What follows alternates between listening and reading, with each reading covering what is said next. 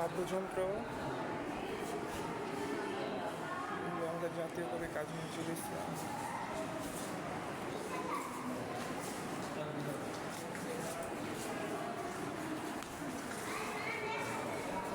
ব্যবহৃত হচ্ছে সুরপাহাড়, সেতার, তানপুরা। এই জাতীয় জাদুঘরে কাজী নজরুল ইসলামের ছবি ও তার স্মৃতি, তার বাদ্যযন্ত্র এখানেই প্রদর্শিত আছে।